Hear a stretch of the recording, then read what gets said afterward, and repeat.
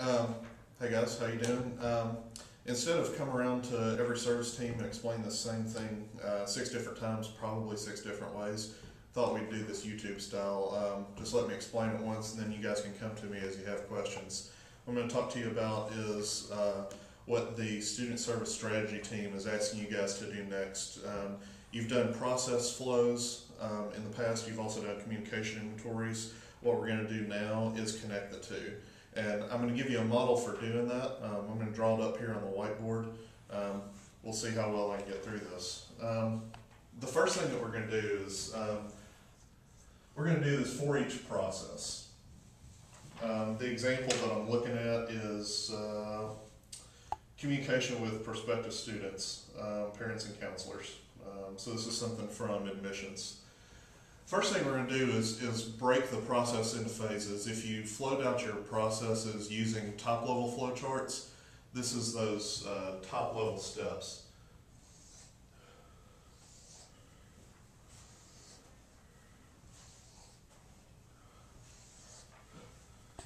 So let's say that this is the beginning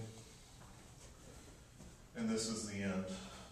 Theoretically, these phases are also coinciding with the phases of the student life cycle. So this might be the end of one student life cycle phase, the beginning of the next, and it might go through to hopefully get the student to the next phase. So we've got phase 1, 2, 3, and 4 in this example. The next thing we're going to do is we're going to break things up by media.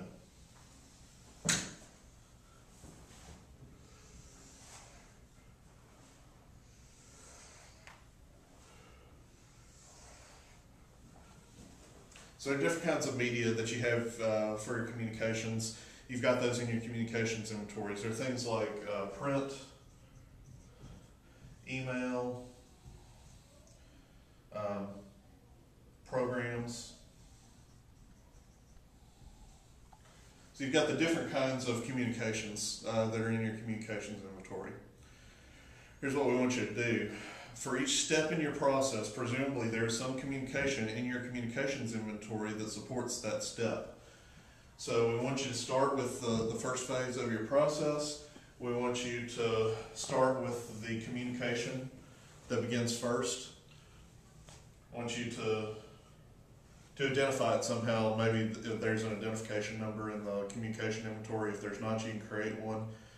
Be creative. So you have this first communication. What we want to do now is what are the follow-up communications, and in what phase of the process do they occur? So maybe after you send an initial email, you're sending a letter as a follow-up. We imagine that there will be some branches in these things. So maybe there are folks who respond to the email and they respond to the email by coming to a particular program.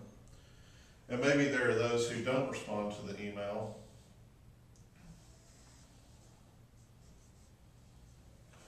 And so you send them a follow-up.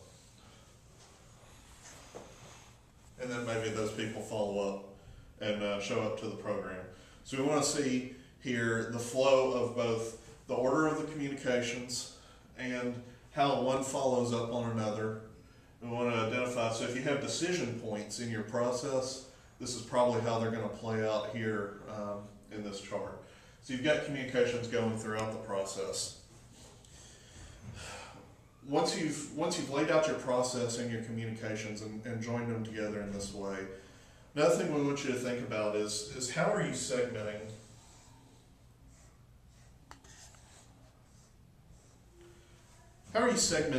the students with whom you're communicating? If we're talking about an admissions process, then maybe they segment it by the students who have submitted an application, students who have visited, and students from whom they haven't had any contact whatsoever. If you're going through a residence life process, so maybe you've got students who have to live on campus, sophomores, students who may live on campus, juniors and seniors, students who have applied for housing, students who haven't applied for housing. So however you're breaking up the groups of students with whom you're communicating, we want you to think about that. Last thing that we want you to do is give us a sense of volume.